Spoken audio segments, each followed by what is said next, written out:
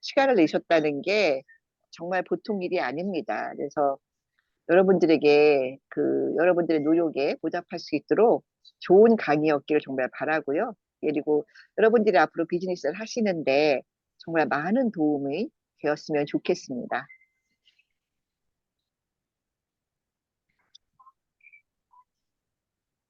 해외에서 들어오신 분들도 너무 감사하고요. 그러니까 어떤 곳은 지금 해외에서 되게 뭐 어정쩡한 시간일 텐데 들어온다는 게 쉽지 않으시거든요. 또 그 미국 시간 계산해서 따박따박 들어오신다는 게 쉽지 않은데 정말 그 시간 맞춰서 들어와 주시고 그다음에 열정 부려주신 거에 대해서 정말 감사하고요. 여기 어딘데 새벽 3시입니까? 최경자 선생님.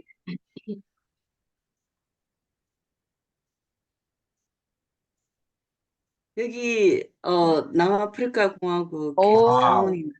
어이, 대단하십니다. 대단하시네요. 야, 진짜. 예, 저희 수료식 온라인으로 할 거예요. 그러니까 월드와이즈 아, 생방송이라고 저희 그 손 회장님께서 전문인이십니다.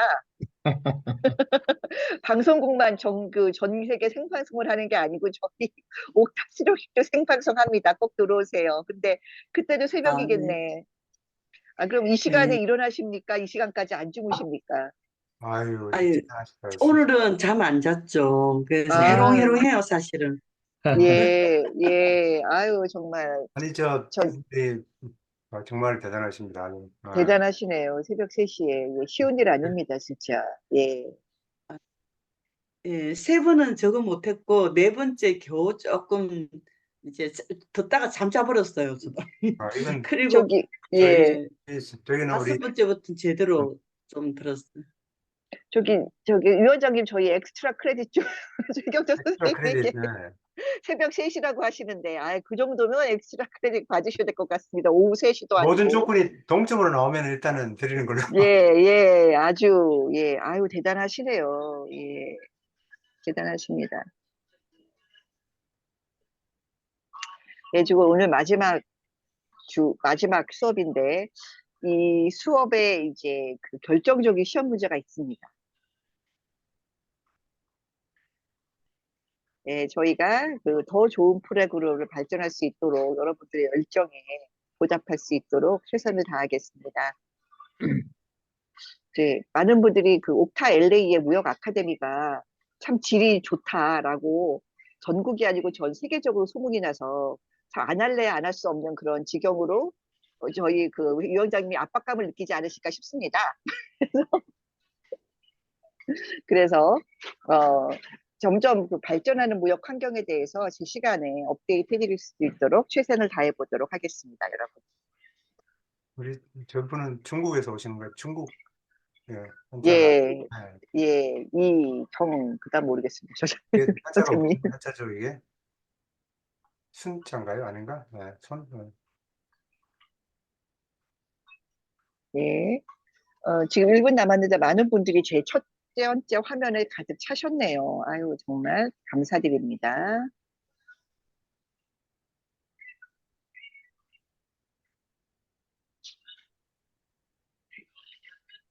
감사합니다.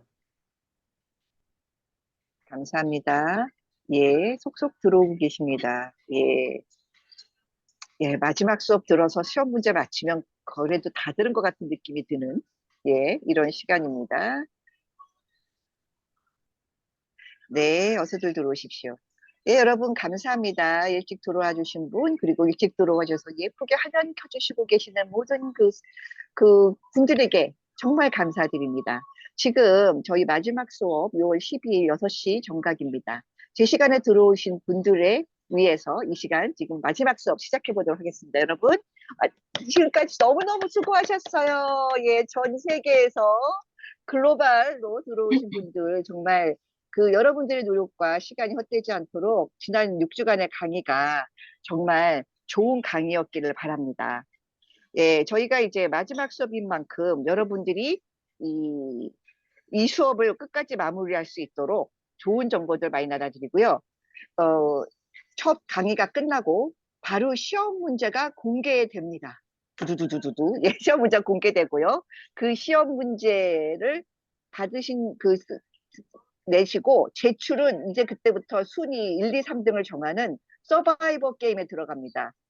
동점자가 많은 경우 이제 가장 먼저 들어오신 선착순부터 이제 순위가 결정되고요. 작년의 경우를 말씀드리자면 수업 끝나자마자 바로 들어왔다. 꼭 그런 사람이 있다. 어디든 그런 사람이 있다. 이제 올해도 그런 분들이 있는지 정말 보겠습니다. 그래서 만약에 부족하게 자리를 비우셔야 되는 분은 그 앞쪽에 6시 반 앞쪽으로 자리를 비우셔야지 끝에 시험 문제를 놓치지 않습니다. 그리고 이제 오늘의 이 그 수업은 이제 많은 분들이 지금 글로벌리 동참하고 계시고요.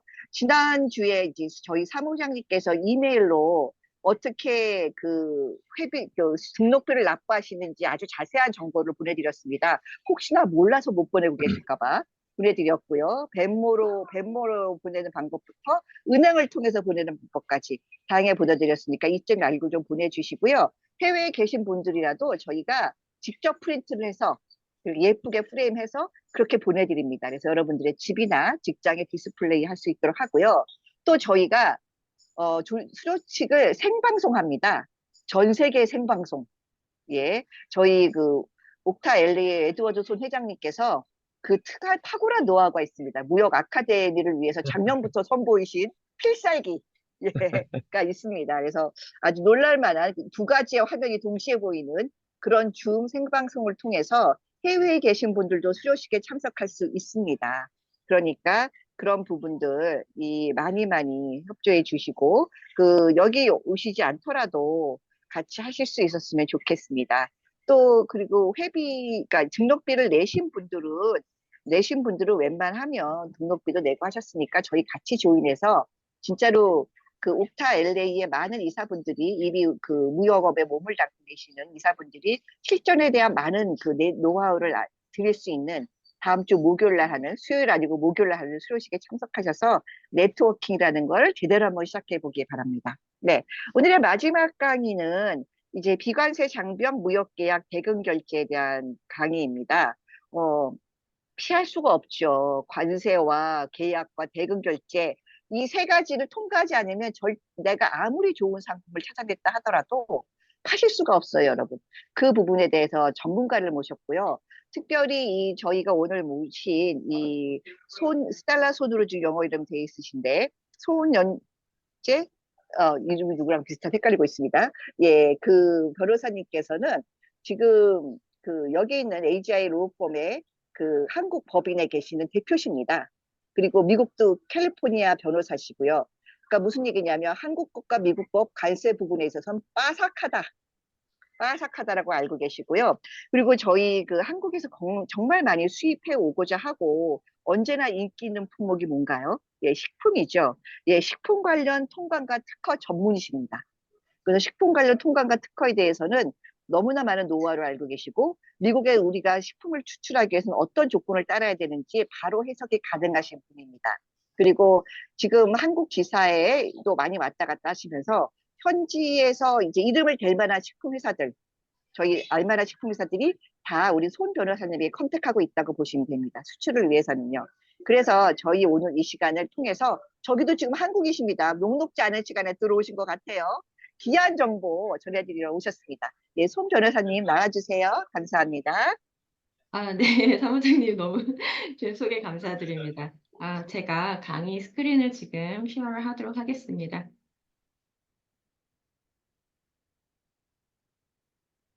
네, 네, 안녕하세요, 여러분. 저는 ACI 법무법인의 손연진 변호사입니다. 참석하신 여러분들 지금까지 매주 무역 아카데미 강의를 들어오셨는데요. 오늘은 그 마지막 강의이고, 예, 오늘 주제는 수입 통관 규제, 무역 계약 및 분쟁, 그리고 그 대응 방안들에서 말씀을 드리도록 하겠습니다. 먼저 본 발표 내용은 일반적인 정보에 국한됨을 말씀을 드립니다. 그래서 비즈니스 상황에 맞는 변호사의 의견이 필요하신 경우에는 저희 법무법인으로 연락을 부탁드리겠습니다. 저희 사무실은 업무범위는 상법, 관세법, 무역법, 해상법, 운송법, 지재권, 식품안전법, 비즈니스 소송 등을 포괄하고 있습니다. 오늘의 안건들은 일단 무역 수출입에 적용이 되는 무역 장벽들에 대해서 말씀을 드리고요. 그 이후에 무역 계약으로 인한 수출자와 수입자의 분쟁에 대해서 간략히 안내를 드리도록 하겠습니다. 네, 미국으로 수출되는 모든 상품들은 이게 항공으로 오든 해상으로 오든 뭐 육로로 오든 제일 먼저 미국 영에 도착을 하면 미국 세관 CBP를 지나야 됩니다. 그래서 CBP의 통관을 받기 위해서는 보시는 바와 같이 이런 절차를 지나야 되는데 기본적으로 사전에 통관 서류를 제출해야 되는 부분이 있고 CBP에서 통관 절차가 진행이 되고 만약 문제가 되는 경우에는 상품이 억류가 되거나 검사를 해야 되는 부분도 있고 그리고 이제 CBP에서 릴리즈가 되고 난 이후에는 통관 후속 절차들이 있습니다. 이런 단계들은 실제적으로 수출자나 여러분들이 선임하신 관세사가 진행을 하게 됩니다. 그래서 여러분들이 이런 CBP의 통관 절차들을 이행하시는 경우는 거의 없다고 보시면 되지만 그래도 어떤 절차가 있는지는 알고 계시는 것이 필요하겠습니다.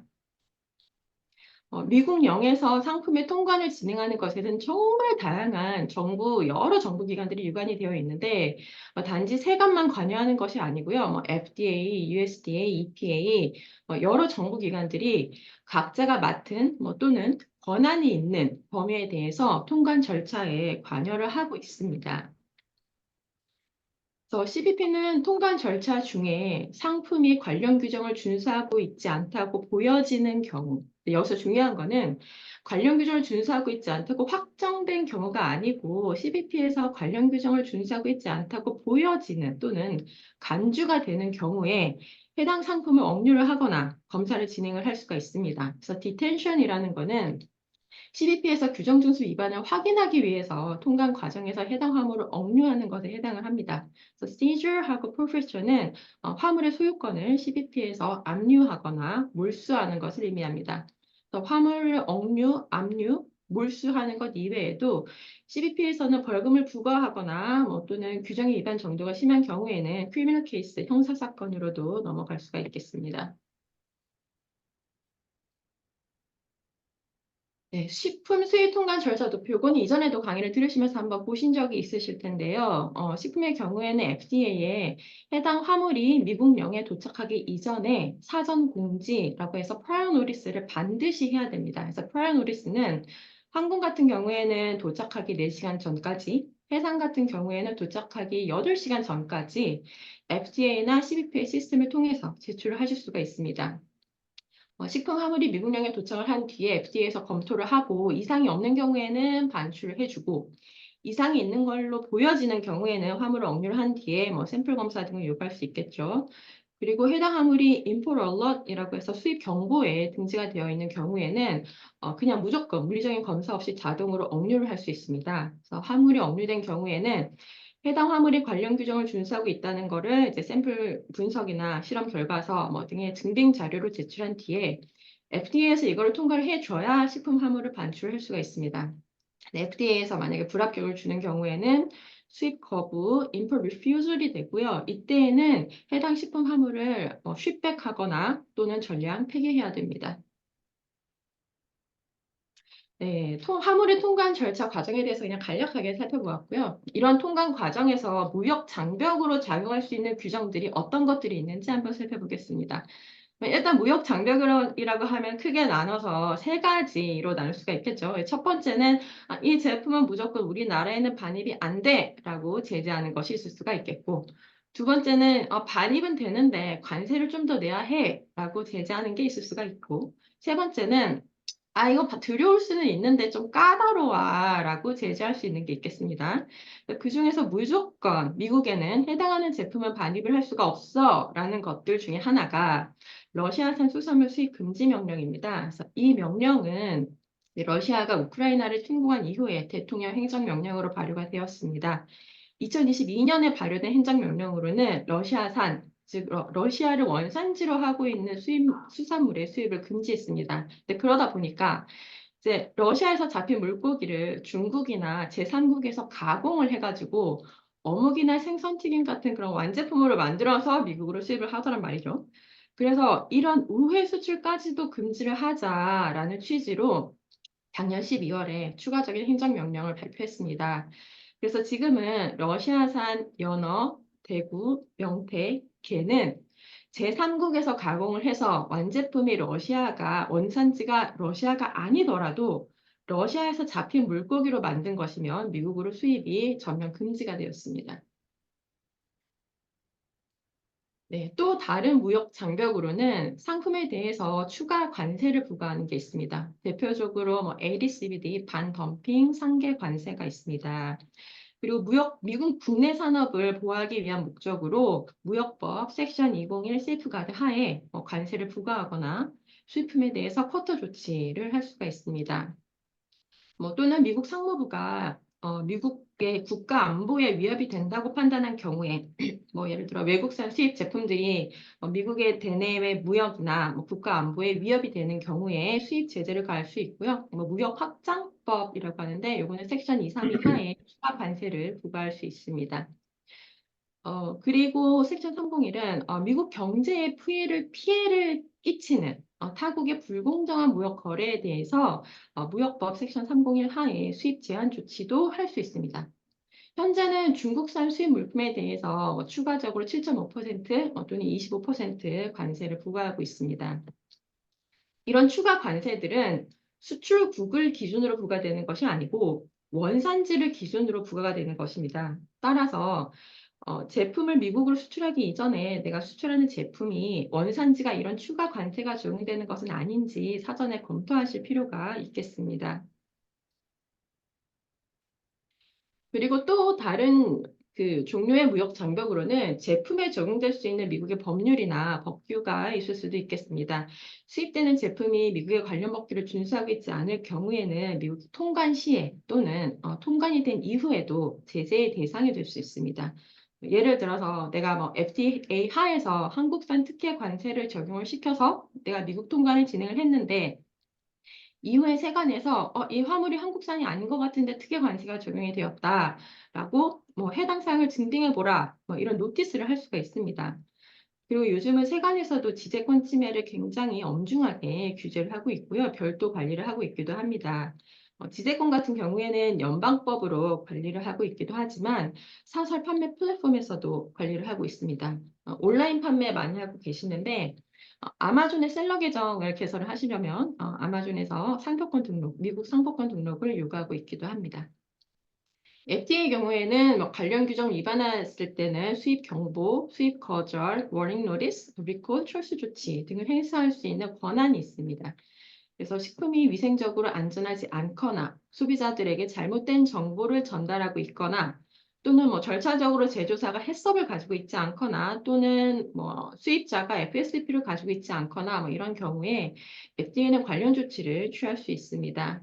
따라서 각 제품에 적용이 될 수 있는 규정이 어떤 것들이 있는지 사전에 검토를 하시고 수출을 진행을 하시는 것이 필요하겠습니다. 지금 이 화면은 CBP 자료인데요. 2023년에 지재권 침해 케이스 통계를 보여주고 있습니다. 작년 한 해 동안 CBP에서 지재권 침해로 국가별로는 약 2만 건 정도 압류를 했고 그중에서 중국이 차지하는 비중이 한 3분의 1 정도 되네요. 요거를 이제 건별로 보면 지재권 케이스가 총 10만 건 이상이 압류가 됐고 이 중에서는 의류가 차지하는 건별 비중이 제일 높습니다. 이 페이지는 FDA 웹사이트인데요. 수입 경보, 임포트 얼럿 공개 정보 페이지입니다. 그래서 임포트 얼럿 중에 한국산이 유관되어서 발효된 수입 경보가 총 48가지나 됩니다. 따라서 미국으로 수출하는 제품이 이전에 이미 수입 경보에 등재된 제품이 맞는지, 등재되어 있지는 않은지 사전에 살펴보시는 것이 필요하겠습니다. 수입 경보에 등재된 경우에는 이게 화장품이나 식품이나 통관 과정에서 무조건 억류가 먼저 됩니다. 그래서 그 이후에 이 제품이 관련 규정을 준수하고 있다는 것을 FDA에 입증을 하셔야 이 화물 억류가 해소가 될 수 있습니다. 그리고 FDA가 통관 과정에서 수입 거절을 하는 경우가 있는데 이렇게 수입 거절을 하는 경우에는 공개적으로 어떤 사유로 인해서 수입 거절이 되었다라는 것을 공시를 합니다. 지금 이 케이스는 최근에 2024년 5월에 수입 거절된 케이스인데 버섯 제품이고 요건은 수입자가 FSBP를 갖추지 않아서 수입 거절된 건입니다. 제가 지금까지 FDA 수입 거절 케이스들을 살펴보면 한국산이 수입 거절된 케이스가 여러분 적지 않습니다. 그래서 지난 5월에만 지금 총 55건이 수입 거절이 됐고요. 지금 5월 달에는 화장품이 수입 거절된 케이스가 많았네요. 26건이 화장품이었고 지금 식품이 10건 있었습니다. 실제적으로 이렇게 수입 거절이 되는 케이스들이 적지 않다는 것을 아시고 미국으로 수출하시는 제품이 관련 규정을 잘 준수할 수 있도록 하셔야 되겠습니다. 무역 장벽으로 작용할 수 있는 규정들 중에서 특히나 이제 식품 관련 규정들은 소비자의 안전을 위해서 점점 더 규제가 강화되는 추세입니다. 예를 들어서 이거는 USDA, 미국 농무부의 유기농 프로그램인데요. 기존에는 생산자만 유기농 인증을 받으면 됐었는데 2024년 3월부터는 수출자나 수입자도 유기농 인증을 받아야 되는 것으로 강화되었습니다. 그래서 이제 지금은 유기농 식품 같은 경우에는 수출자는 유기농 인증기관으로부터 사전에 인증을 받으시고 식품을 미국으로 수출하기 이전에 그 인증기관한테 그 NOP Import Certificate이라는 게 있는데 그거를 발급받으셔야 됩니다. 수입자는 이런 서티피케이트이 있는지 검증을 하셔야 되고 관세사는 통관 과정에서 이런 정보들을 세관 통관 프로그램에 업로드를 하도록 규정을 하고 있습니다. 그리고 여러분, 미국은 연방법과 주법이 공존하는 국가이기 때문에 무역 장벽으로 작용할 수 있는 규정들에 연방법만 있는 게 아닙니다. 그래서 주법 또한 준수를 하셔야 되는데, 캘리포니아의 경우에는 주법으로 Proposition 65라고 하는데 이런 법률 하에 천여 종의 유해 물질을 지정하고 있습니다. 여기서 유해 물질이라고 하는 거는 암을 유발하는 발암 물질이 될 수도 있고 생식에 문제를 일으키는 유해 물질이 될 수도 있습니다. 식품이나 어떤 소비재 제품에 이렇게 지정된 리스트에 있는 유해 물질을 함유하고 있는 경우, 그 경우에는 제품 포장재에 경고문을 의무적으로 표기를 하셔야 됩니다.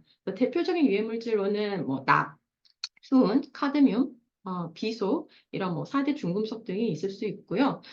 이런 경고문 표기를 위반하는 경우에는 위반하는 일당 최고 2,500불까지 벌금이 부과가 될 수 있습니다.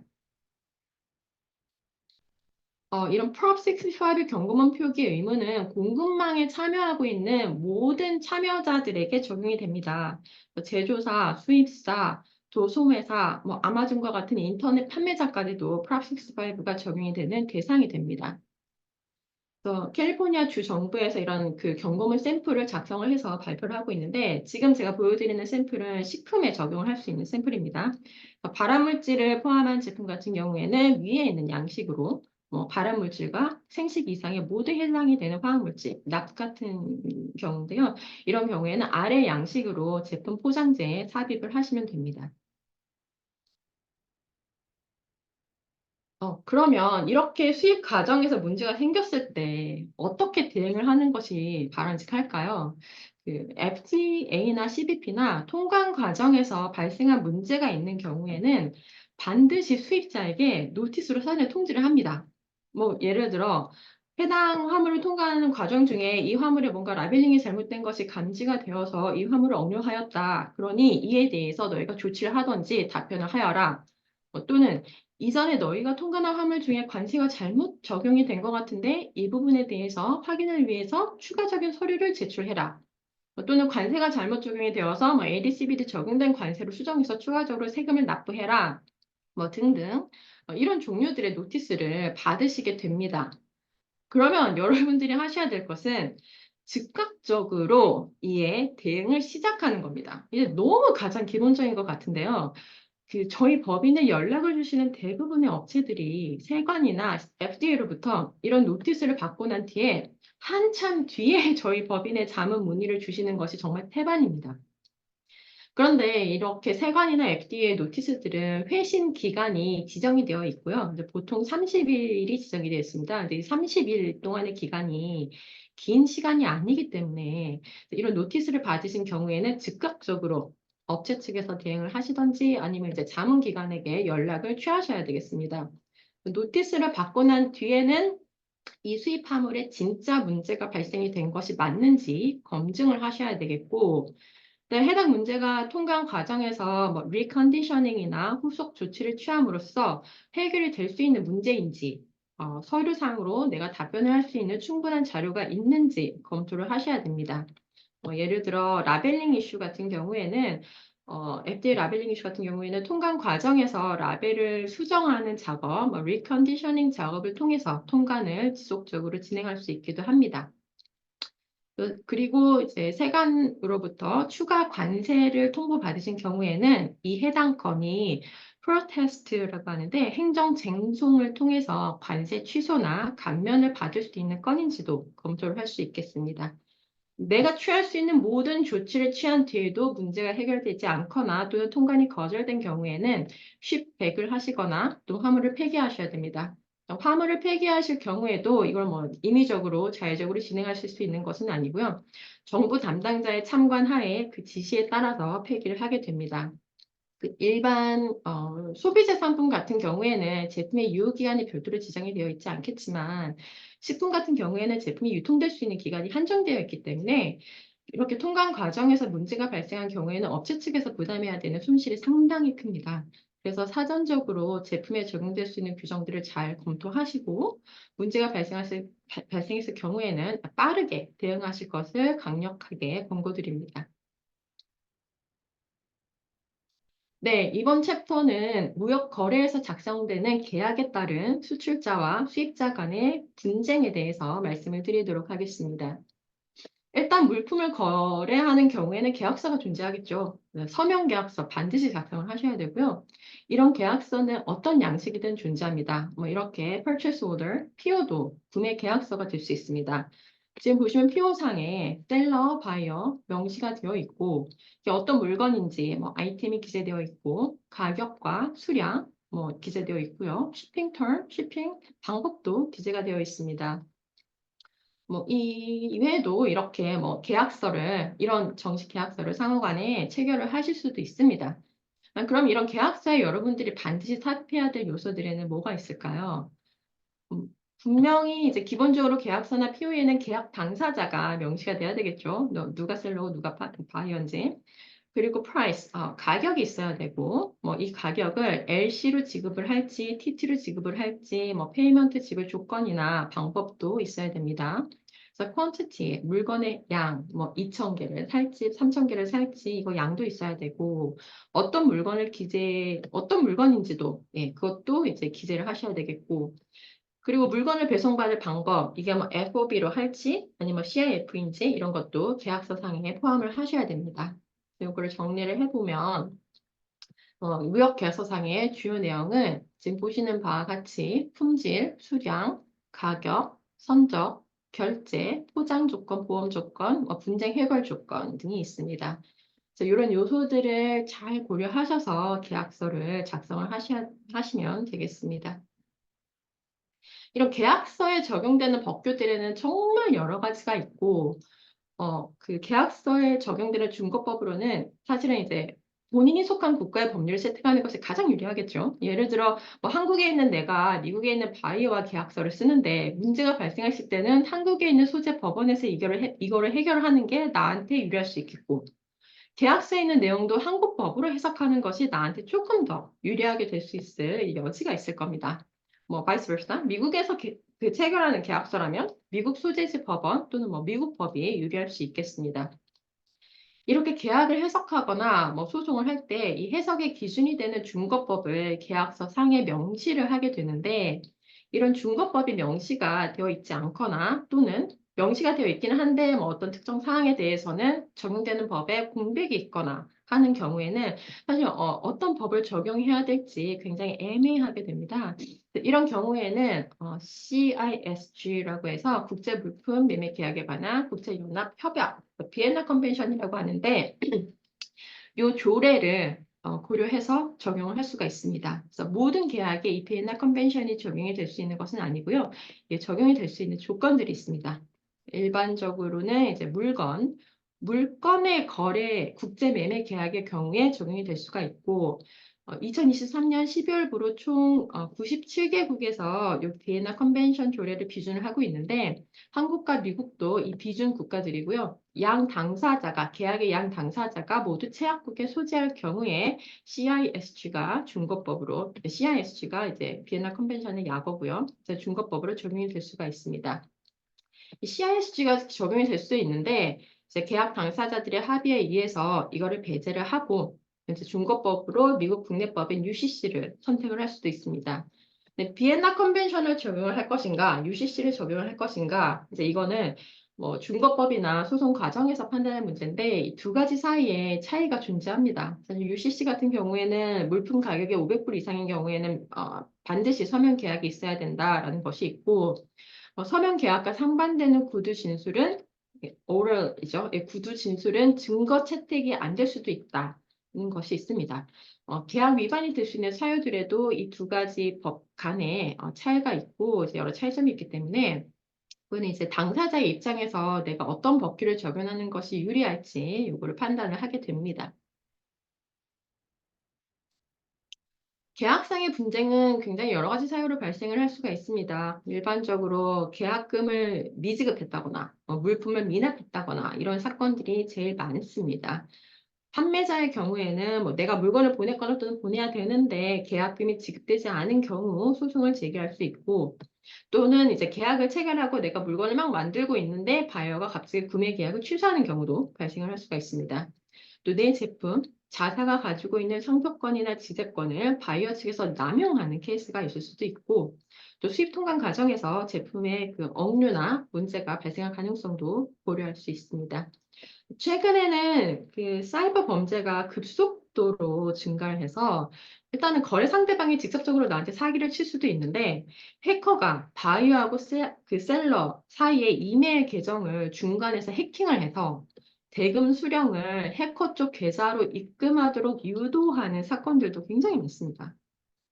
그 바이어 경우에는 이제 돈을 주고 내가 물건을 받았는데 해당 물건에 하자가 있거나 납기 시일에 맞추어서 화물이 도착해야 되는데 이게 지연이 되거나 이런 착오들로 인해서 영업 손실이 발생할 가능성이 있습니다. 바이어 같은 경우에도 셀러 측에서 바이어의 상표권을 남용하는 것도 발생할 수가 있겠고요. 그리고 이제 셀러로부터 내가 물건을 받아서 유통을 했는데 이 물건에 문제가 발생해서 소비자들로부터 클레임을 받는 것 같이 제3자 클레임이 발생할 가능성도 있습니다.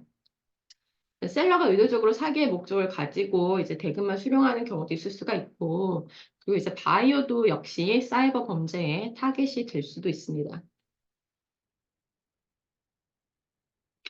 이렇게 분쟁이 발생된 경우에는 중재 과정을 통해서 분쟁이 해결이 되기도 하고, 주 법원, 연방 법원에서 소송을 거쳐서 분쟁이 해결이 되기도 합니다. 법원의 소송에서는 이제 이전 파트에서 잠깐 언급을 드렸는데 관할 법원이 어디인지 중거법이 무엇인지가 관건이 될 수 있습니다. 그래서 국제무역거래에서는 사실 소송이 진행하는 것에 대해서 굉장히 매우 고심하는 것이 필요합니다. 사실 상대방이 국외에 있는 경우에는 송장 전달 자체가 잘 이루어지지 않아서 소송 진행이 어려운 경우도 발생을 할 수가 있거든요. 그래서 여러분들의 무역 계약이 이렇게 좀 순조롭게 진행이 되기 위해서는 여러분 그 계약서를 반드시 읽어보시고 서명을 하실 것을 간곡히 부탁을 드리겠습니다. 그 고객분들 중에 계약서를 그것도 이게 이제 영문 계약서다 보면은 읽지도 않고 그냥 서명란에 서명을 하시는 경우가 많이 있습니다. 근데 이제 무역 계약서를 체결할 당시에는 이 계약 조항에 대해서 모두 꼼꼼하게 읽으시고 계약 거래 지금 이제 뭐 이 물품 거래뿐만이 아니고 이후에 발생할 가능성이 있는 법률 분쟁 시에도 나한테 본인에게 유리한 조약으로 이런 서명 계약이 체결될 수 있게끔 하셔야 됩니다. 이렇게 서명 계약서를 잘 체결하신 경우에도 대금을 못 받으시는 경우가 생깁니다. 이런 경우에는 이제 통상적으로 법률 대리인을 선임을 하시고 디맨드 레터를 상대 측에 발송하는 것으로 추심이 시작될 수 있습니다. 그래서 디맨드 레터를 내가 몇 차례 그 변호사가 몇 차례 보냈는데도 상대 측이 이에 응하지 않을 경우에는 컴플레인 그 소장을 법원에 제출하는 것으로 소송을 시작할 수 있습니다. 물론 이제 소송이 시작된 경우에도 중간에 양측의 합의로 케이스가 종료될 수 있습니다. 소송이 지속이 되면은 이제 이 추심하는 사람이 담보 채권자가 될 수 있도록 상대 측의 자산이나 계좌에 작용할 수 있는 가압류 영장, Writ of Attachment를 법원에 신청할 수 있습니다. 또는 사실관계가 굉장히 명확한 경우에는 법원에 이거 재판 생략하고 약식 판결을 내려달라라고 법원에 신청을 할 수도 있습니다. 실제로 재판을 진행을 할 수가 있고요. 재판이 진행이 되고 판결을 받은 뒤에는 이 판결을 이행하는 절차가 남습니다. 문제는 추심 소송을 통해서 법원으로부터 승소 판결을 받았음에도 불구하고 이런 판결이 이행이 되지 않는 경우가 발생할 수 있습니다. 판결문을 내가 아무리 받아도 상대 측이 파산을 하거나 또는 지불 이행 능력이 없어서 실질적으로 대금을 회수할 수 없다면 이게 소용이 없겠죠. 그렇기 때문에 이런 그 채권 추심을 진행하시는 경우에는 전략적인 판단, 내가 최대한도로 손실을 만회할 수 있는 수준이 어떻게 되는지 법률 비용과 기회 비용을 포함해서 합리적으로 판단하시는 것이 필수적으로 수반이 되어야 됩니다. 네, 미국 법원에서의 소송 절차는 이런 긴 단계로, 이런 단계로 이루어질 수 있습니다. 이 모든 단계를 거치시는 것이 굉장히 비용과 시간이 많이 소요됩니다. 몇 년 정도 이제 지속이 될 수 있다고도 보시면 되고요. 그래서 대부분의 케이스들은 이제 소송 과정 중에서 이게 기각이 되거나 취소가 되거나 합의로 종결이 되고 있습니다.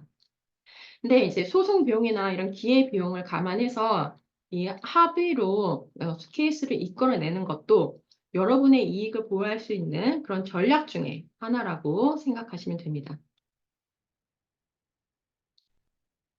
네, 마무리로 이제 정리를 잠깐 드리면요. 예, 지금까지 제가 이제 간략하게 무역 장벽이나 국제무역 계약이나 그로 인한 분쟁에 대해서 안내를 드렸는데, 가장 중요한 건 사실은 이런 문제들이 발생하지 않도록 사전에 법률 준수, prior compliance를 하시는 것이 제일 바람직하고 필요합니다.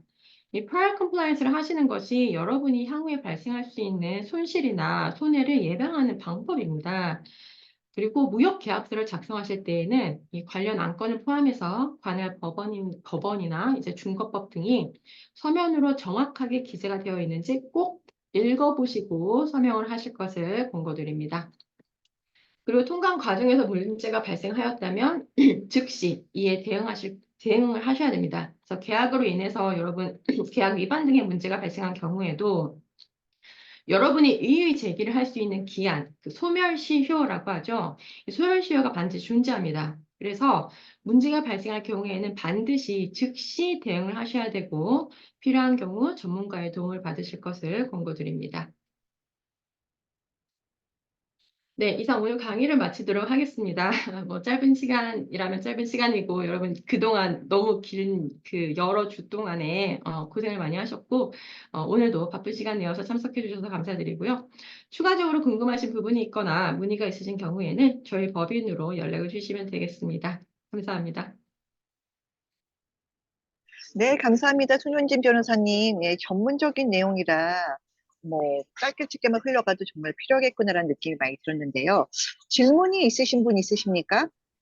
질문이 있으시면 챗룸에 써주시거나 개인적인 구체적인 케이스에 대해서는 어차피 변호사님께 개별적으로 연락할 수밖에 없으니까 저희는 어떻다. 예, 저희가 나중에 그 자료 보낼 때 변호사님 연락처와 그 이메일 주소 등 아주 그냥 바로 연락할 수 있는 내용들이 충분히 보내진다라는 부분도 기억해 계시고요. 예, 중간에라도 좀 질문 있으신 분들은 챗룸에 올려주시기 바랍니다. 네. 자, 마지막 수업이라고 해서 저희가 시험 문제가 여기서 안 나오고 이러지 않습니다. 그래서 마지막 수업이 대단히 중요합니다. 그리고 이제 조금 있다가 위원장님께서 시험 문제를 올리실 거고요. 여러분 이 강의를 이렇게 내가 부득이한 사정으로 출석을 못했다 그런 분들은 저희가 온라인 강의를 올려놨으니까 강의를 들었다라고 저희 사무장님에게 통지해 주시면 출석 인정해 드리도록 하겠습니다. 그리고 이제 오늘 좀 있다가 여기 질문이 하나 왔습니다. 피오 서명 날인 필요한가요? 라는 질문이 있는데요. 선별하신 이 질문은 답해 주실 수 있는 내용인가요? 피오의 서명 날인이 반드시 필요한가요? 라는 질문이 들어왔습니다. 네, 뮤트되어 있습니다. 홍 변호사님 뮤트돼 있습니다. 풀어주세요. 네. 아, 피오 서명하실 수도 있고 안 하실 수도 있는데 서명이 하는 게 좋기는 하겠죠. 근데 이제 피오는 내가 보낸 사람이 보냈고 받은 사람이 받았다라는 게 확실하면 됩니다. 네, 답변 주셨습니까? 네, 감사합니다. 네. 시험 보기 전에 잠깐 쉬어갈 수 있도록 긴장감 풀어주는 질문해 주셔서 대단히 감사합니다, 여러분. 예, 저희가 오늘 시험 문제 내는 것은요, 내일 저녁까지 이제 보내주시고요. 그 다음에 이 강의 보충 수업 들으신 것은 일요일 저녁까지 사무국으로 보내주시면 됩니다. 항상 이메일을 받으시는 사무국 주소에다가 리플라이 하셔서 무슨 날 빠졌지만 강의를 온라인으로 들었습니다라는 내용 해주시면 하겠습니다.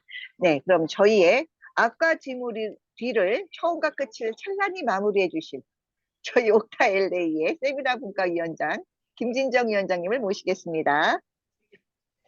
네, 감사합니다. 그러면 지금까지 수고 많으셨고요. 이 강의가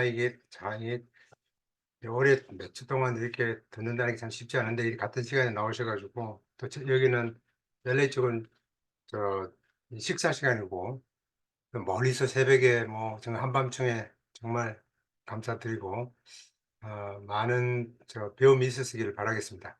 자, 얼마나 또 우리가 많은 이해를 했고 공부를 열심히 했는지 한번 우리가 테스트를 하면서 또 공부를 해보는 그런 시간을 갖도록 하겠습니다. 그래서 제가 이제 이 문제들을 우리 강사님들이 주신 문제들을 이제 강사님들이 많은 문제를 주셨는데 그 중에 제가 쉬운 문제만 골라가지고 올렸습니다. 일단은 제가 문제를 보내드리도록 하겠습니다. 그러면요.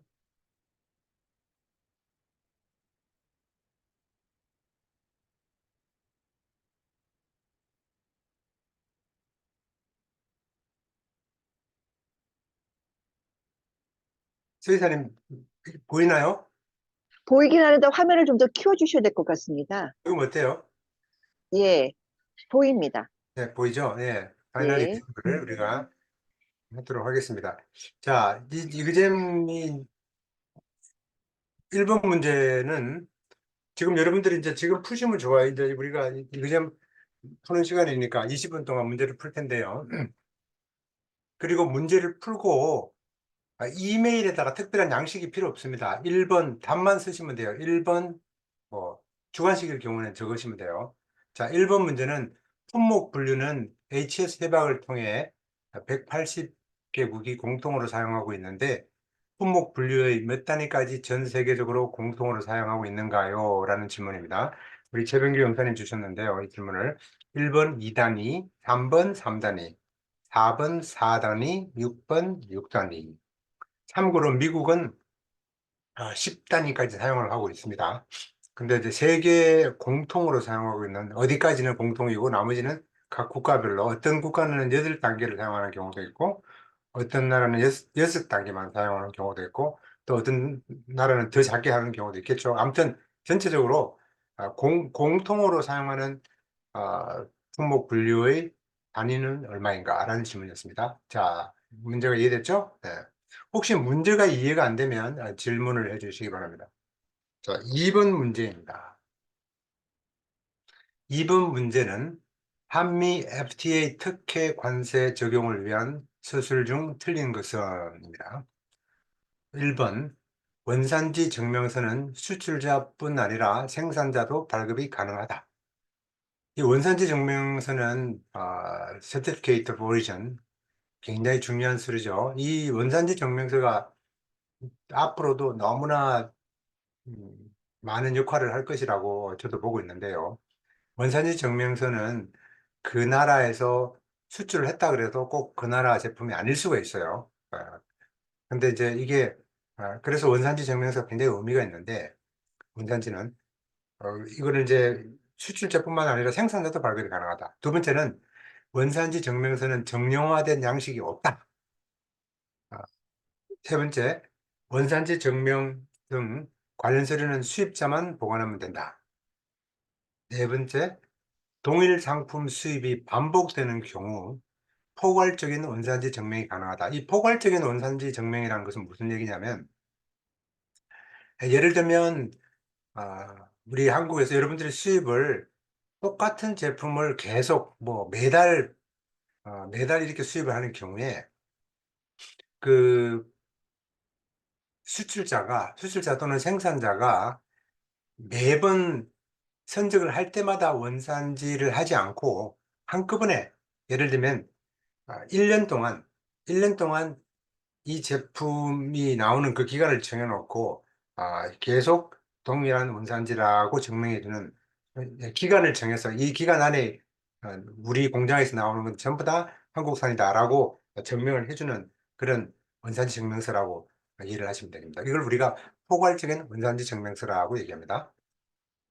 1, 2, 3, 4 중에서 하나가 틀린 게 있어요. 해주시고요. 3번. 이거는 이제 코트라 우리 김선 팀장님 주신 건데요. 아마존 서비스를 이용해 물건을 판매할 경우 아마존에서 최초 배송은 직접 처리하지만 UCS 커스터머 서비스 UCS와 반품과 같은 사후 처리는 셀러가 직접 해야 한다. 그렇죠? 그렇다고 생각하시면 예, 아니면 아니요라고 대답하시면 되겠습니다. 이게 이제 아마존 서비스를 이용한다는 얘기는 FBA를 이용해서 한다 그런 뜻입니다. 여기 지금 약간 영역이 좀 빠졌는데요. 여기 그 FBA 를 이용해서 물건을 판매할 경우 그렇게 하는 뜻입니다. 자, 이 문제는 조금 우리 저 박재호 박사님이 주신 문제는 굉장히 어려웠었어요. 아무튼 학구적인 내용이 너무 많았는데 많은 문제를 주셨는데 제가 제일 쉽고 쉬운 거를 2개만 뽑았습니다. AI의 3가지 필수 요소는 무엇인가요? AI가 제대로 작동하려면 무엇이 필요한 거지? 예를 들면 뭐 어떤 뭐 이런 뭐가 있어야 되겠죠? AI를 돌리려면 뭐가 있어야 되겠죠? 그리고 또 어떤 그런 뭔가 또 능력도 있어야 되겠고 또 여러 가지 어떤 그 뭔가가 있어야 될 거예요. 그죠? 이 AI가 이게 제대로 돌아가는 3가지의 필수 요소는 무엇인가? 라는 점입니다. 그래서 요것을 대답을 해주시면 요거는 이제 주관식 문제니까 이전 강의록을 잘 모르시는 분을 좀 찾아보시면 돼요. 찾아보시면 되겠습니다. 오픈북 테스트니까 답은 언제든지 해주시면 좋겠습니다. 5번째. 자, 요거는 이제 우리 지재권에 관한 질문인데요. 땡땡땡은 식별력이 있는 브랜드, 이름, 로고 등을 보호하며 관로는 새롭고 독창적이며 유명한 발명을 보호한다. 장치, 기계, 공정 등이 이에 해당한다. 마지막으로 또 땡땡땡은 제품의 3D 외관을 보호한다. 자, 주관식인데요. 주관식인데 여기 나와 있는 그 내용을 요 중에서 이렇게 찾으시면 돼요. 상표, 기술 특허, 디자인 특허 중 선택해가지고 이 빈칸을 채워주시면 되겠습니다. 뭐뭐는 식별력 있는 브랜드를 보호하며 뭐뭐는 새롭고 독창적이며 유명한 발명을 보호한다. 장치, 기계, 공정 등이 이에 해당한다. 마지막으로 뭐뭐는 제품의 3D 외관을 보호한다. 자, 이렇게 해서 찾으시면 되고요. 상표, 기술 특허, 디자인. 예를 들면 요거는 1번입니다. 요거는 2번째 2번이고 여기 3번입니다. 여기에 들어가는 것을 찾아가지고 단어를 적어주시면 되겠습니다. 자, 6번으로 가겠습니다. 해상 운송과 관련된 인코텀 3가지 종류를 적어주세요.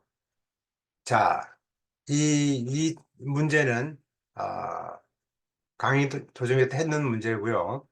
해상 운송, 뭐 다른 인코텀이 여러 가지가 있는데 어떤 거는 해상이랑 육상이랑 한꺼번에 쓰는 용어가 있고 해상만 쓰는 용어가 따로 있습니다. 주로 이제 우리가 물품을 수입할 때 해상 운송, 선박을 통해서 오는 경우가 대부분이기 때문에 이 3가지 용어를 적어 주시면 되겠습니다. 해외에서 미국으로 상품을 수입할 때 미국 관세의 기준이 되는 인코텀은 무엇인가?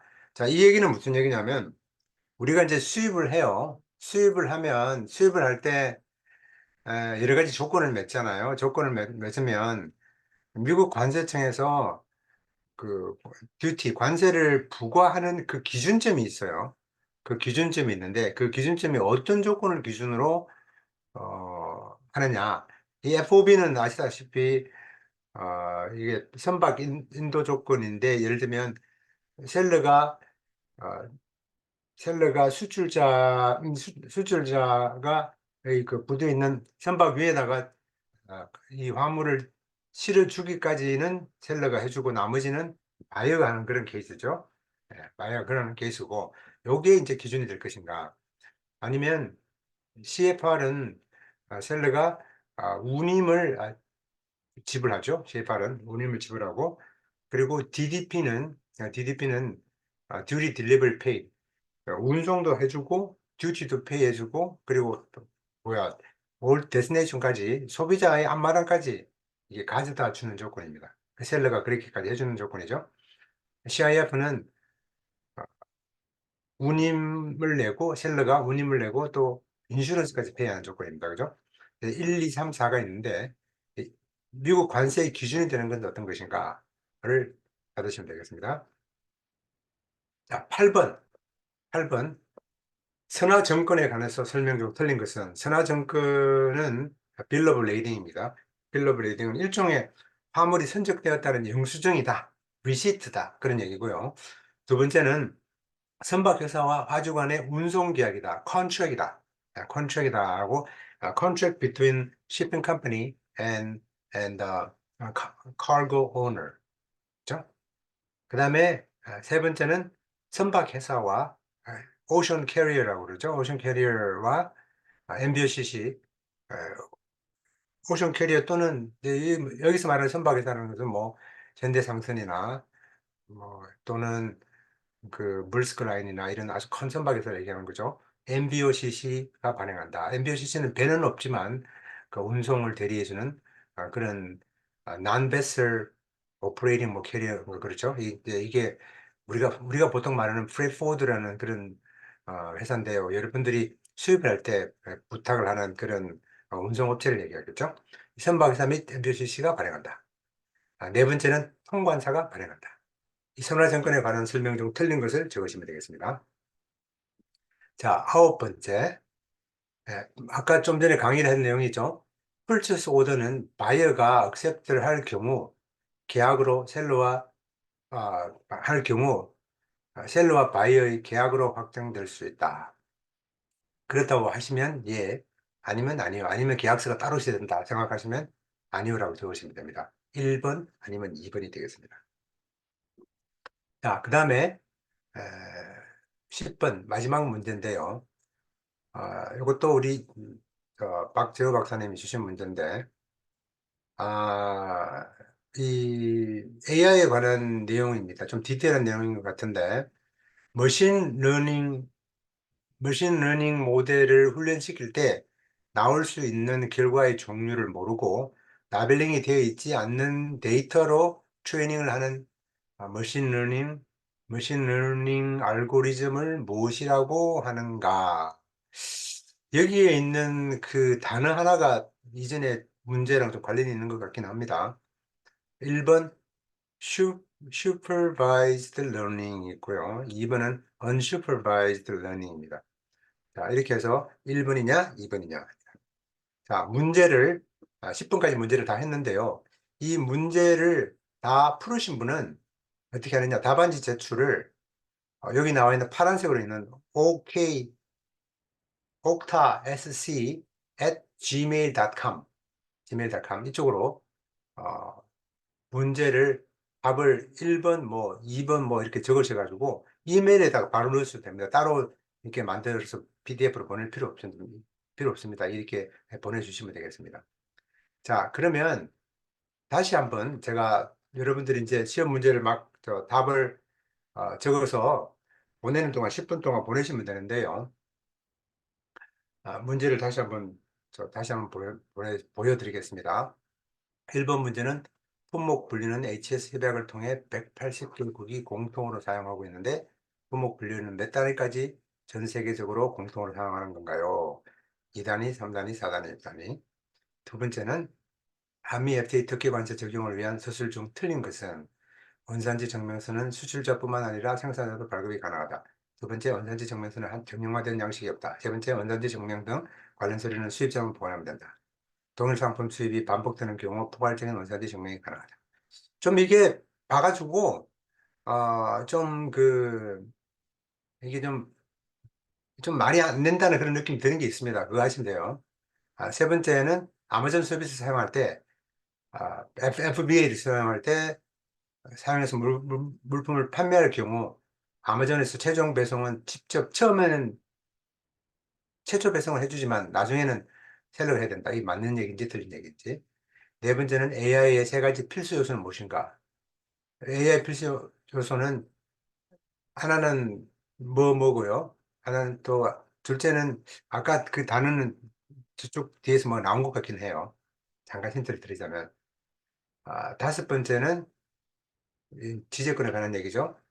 이 세 개 중 하나를 고릅니다. 뭐뭐는 식별력 있는 브랜드를 보호하고 뭐뭐는 새롭게 독창적이고 발명을 보호한다. 세 번째는 뭐뭐의 외관을 보호한다.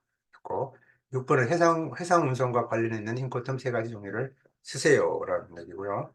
7번째는 상품을 수입할 때 미국 관세 기준이 되는 제일 흔히 사용하는 해상 운송에서 제일 흔히 사용하는 조건이 바로 관세 기준이 된 조건이다. 전통적으로 그렇게 했습니다. 전통적으로 제일 많이 사용했던 그 조건이 관세 기준이었다고 생각하시면 됩니다. 8번 선화증권에 관한 설명 중 틀린 것은입니다. 맞는 게 아니고 영수증이다. 운송 계약이다. MBOCC나 선박회사가 발행한다. 통과사가 발행한다. 9번 펄처스 오더는 바이어가 억셉트하면 계약이 된다. Yes, No. 10번 머신러닝 할 때 슈퍼바이즈드 러닝이냐 언슈퍼바이즈드 러닝이냐. 데이터 결과 종류를 모르고 라벨링 되지 않는 데이터로 트레이닝을 하는 것을 무엇이라고 하는가. 자, 이렇게 해서 질문을 마쳤고요. 더 이상 이제 2번 보여드렸으니까 여러분들이 뭐 이게 질문 있으신가요? 네, 좋아요. 그러면은 문제를 공유를 해달라 그러시는데요. 정답 문제를 사무장님 제가 이걸 PPT를 보내드릴 테니까 이메일을 그렇게 다 보내주시기 바랍니다. 아, 네, 전체를 한 알겠습니다. 장짜리로 보실 수는 없고요. 왜냐하면 슬라이드 PPT가 지금 저기 하나씩 구성이 되어 있습니다. 근데 저희 위원장님께서 그 PPT를 바로 보내주실 겁니다. 그럼 10개의 문제가 들어있는 슬라이드를 받아보시게 될 거니까요. 네. 그 문제 갖고 푸시면 되겠습니다. 자, 그리고 네, 예, 제일 마지막에 이메일. 어디로 보내는지 이메일 주소도 있습니다. 예, 네, 그게 지금 이메일 중요합니다. 주셨습니다. 예. oktasc@gmail.com 쪽으로. 이쪽으로 보내지 마시고요. oktasc@gmail.com. 자, 이상입니다. 이렇게 일단은 마쳤습니다. 제가 이거를 사무장님한테 지금 바로 보내드리도록 하겠습니다. 자, 네, 나머지 여러분. 예. 네. 예, 여러분, 저희가 시험을 봤다고 해서 마지막 인증샷을 안 찍지 않습니다. 이게, 시험 문제를 보니까 시험 문제의 난이도가 작년보다 높아졌다. 그리고 어차피 AI 부분은 우리가 다 모르는 전문 분야인데, 그거를 딱 저기 주관식으로 넣어주시는 우리 위원장님의 센스, 절대로 공부 안 했는지 안 했는지 확인할 확인할 수 있도록 하겠다.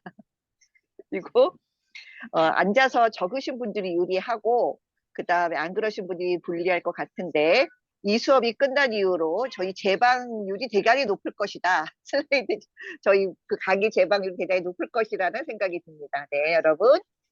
자, 마지막 인증샷 저희가 오늘의 출석 내용까지 저희가 출석에 들어갑니다. 자, 저희가 5번 플러스 한 번까지 저희가 이제 수업을 했지 않습니까? 자, 엄지손가락을 치켜 들고 내가 최고야. 네, 네, 내가 최고야로 저희 다들 너무 수고하셨습니다, 여러분. 진짜 이게 쉽지 않아요. 제가 압니다. 여러분이 이제 쉽지 않은 길을 걸어오셨다는 것을 누구보다도 인정해 드리면서 여러분들에게 진짜 좋은 기회 그리고 정말 중요한 내용이 전달되었기를 바랍니다. 네. 예, 저희 그 인증샷 다 끝났고요. 그리고 시험 그 슬라이드는 바로 제출해 드릴 거고, 지금 그다음 시험 슬라이드를 네. 바로 제가 보내드리도록 우리 사무장님한테 보냈으니까 사무장님이 우리 오늘 참석하신 분에 보내시면 되겠습니다. 제가 지금 보냈습니다. 우리 지금 이메일로 보냈거든요. 그러니까 보내주시면 감사하겠습니다. 시험 문제는 내일까지 답 제출해 주시고요. 그 다음에 이제 그 스킵한 강의, 출석 못한 강의를 제 방에서 들었다는 내용은 일요일까지 다 사무국으로 전달해 주시기 바랍니다. 저희가 목요일 날 있는 수료식에 수료증 만들고 결과를 좀 내야 되기 때문에 저희가 월요일부터는 일을 좀 시작할 수 있도록 미리미리 빨리 해주시면 대단히 감사하겠습니다. 네. 그리고 우리 다음 목요일 날 있는 그 수료식에 우리 옥타 전임 회장님이시고 또 아주 큰 비즈니스 하시는 조병태 회장님의 특강이 있는데요. 그 특강 내용을 제가 좀 그 슬라이드도 보고 알고 있는데 굉장히 좋습니다. 그리고 내가 저렇게 하면 저렇게 큰 돈을 벌 수 있구나 하는 걸 알게 돼요. 그래서 이 특별히 돈을 좀 많이 벌고 싶은 분은 참석하시면 정말 좋습니다. 돈을 별로 돈에 관심이 없다 하는 분은 괜찮으신데, 정말 이 비즈니스를 이분이 이렇게 성공하셨구나. 배울 게 많아요. 왜냐하면은, 근데 실질적으로 제가 이게 얘기를 들어보면, 별 내용이 아닌 것 같은데, 야, 나는 왜 저걸 몰랐지라는 그런 것을 느끼게 됩니다. 그래서 제가 이 강의를, 이 특강을 강력히 추천하고요. 멀리 계신 분은 또, 멀리서 이렇게 라이브로 조인하셔도 되겠지만, 여기 인근에 계시는 분들은 요 LA 반경으로 한 2시간 이내에 계신 분들은 참석하셔가지고 들으시면 강의도 그냥 우리가 인사말이 아니라 진짜 강의를 합니다. 강의를 하시니까 여러분들이 참석해 주셔가지고 많은 도움을 받으시기 바라겠습니다. 네, 감사합니다. 예, 감사합니다, 여러분. 예, 저희 그 다음 수료식의 키노트 스피커인 조병태 회장님 어떤 분이시냐면요. 한글로 이름을 치면 한국에 있는 분이 아니고 미국에 있는 조봉태 회장님의 여러 가지 기사가 짜르륵 뜨는 그런 분입니다. 예, 그래서 여러분 정말 후회하지 않을 강의가 있을 거다라고 믿고요. 여러분 모두 수고하셨습니다. 서로 많은 분들 얼굴 뵙고 서로를 격려할 수 있는 그런 자리가 됐으면 좋겠습니다. 오늘의 마지막 수업 끝까지 참여하신 분들 감사하고요. 그리고 이걸 모든 과정을 준비해 주신 저희 옥타일레이 세미나 위원장 김진정 위원장님께 감사하고 끝까지 또 저희 잘하나 못하나 지켜봐 주신 에드워드 원 회장님도 감사합니다. 여러분에게 제일 감사합니다. 예, 여러분 감사합니다. 저희 수료식에서 감사합니다. 뵙겠습니다. 네. 들어가세요. 네, 수고 저희 많으셨습니다. 네. 네.